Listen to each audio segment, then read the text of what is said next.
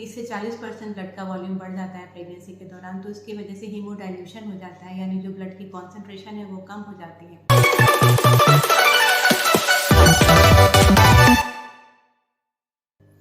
Hello friends, नमस्कार।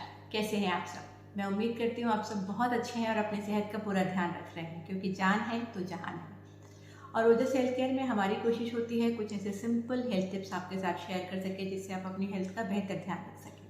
और आज हम बात करने वाले हैं एक ऐसे टॉपिक के बारे में जो कि बहुत ही कॉमन है।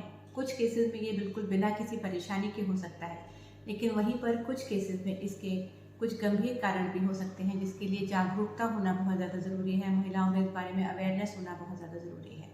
और आज का टॉपिक है प्रेगनेंसी के दौरान आने वाली पैरों की सूजन की परेशानी के बारे में। प्रेगनेंसी में पैरों में सूजन आना बहुत ही कॉमन वजह होती है, बहुत ही कॉमन परेशानी होती है। बहुत बार महिलाएं कंप्लेंट करती हैं कि पैरों में चप्पल या जूता जो भी वो पहन रहे हैं वो बहुत टाइट हो गया है, या सुबह जब वो सो के उठ रहे हैं तो पैरों पर काफ़ी सूजन है, या कभी कभी सूजन की वजह से महिलाओं को काफ़ी चिंता भी हो जाती है। तो इसलिए सूजन एक ऐसी वजह है प्रेगनेंसी के दौरान जो कि बहुत कॉमन होती है।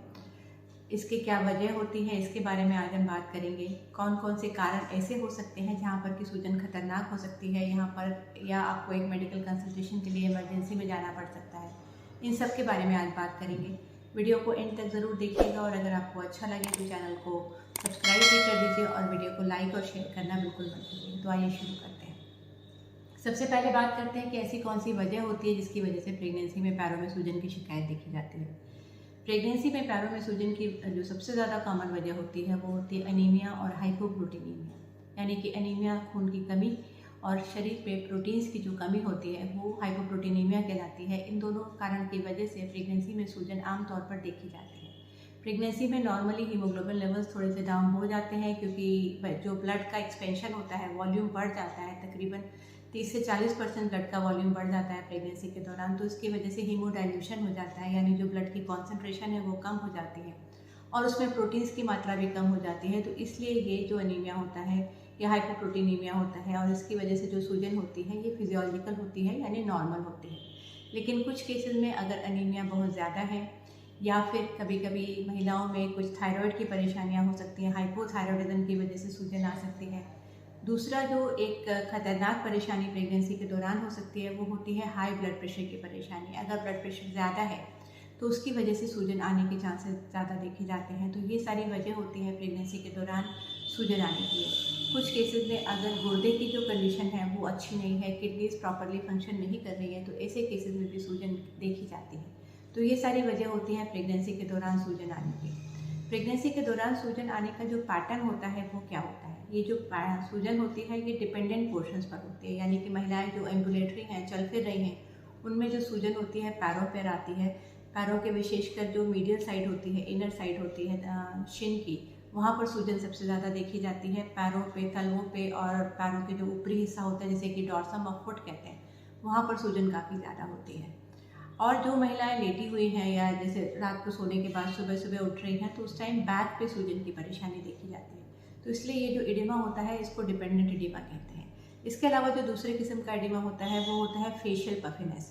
विशेषकर जहाँ पर किडनी से रिलेटेड प्रॉब्लम्स होती हैं वहाँ पर जो सूजन का पैटर्न होता है वो फेस पर सूजन की तरह दिखाई देता है, और उसके बाद वो डिपेंडेंट पोर्शंस पर जाता है। लेकिन एनीमिया, हाइपोप्रोटीनीमिया और हाई ब्लड प्रेशर की वजह से होने वाली जो सूजन है वो डिपेंडेंट पोर्शंस पर ज़्यादा होती है।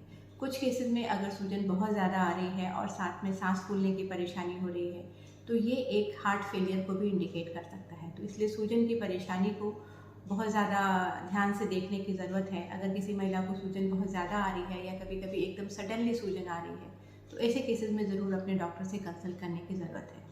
अब बात करते हैं ऐसे कौन सी इन्वेस्टिगेशंस हैं जिसके द्वारा सूजन के कारण को पता किया जा सकता है।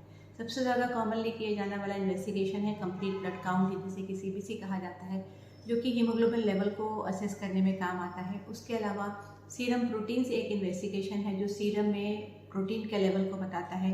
ये डिसाइड करता है कि सूजन की वजह कहीं हाइपोप्रोटीनीमिया तो नहीं है।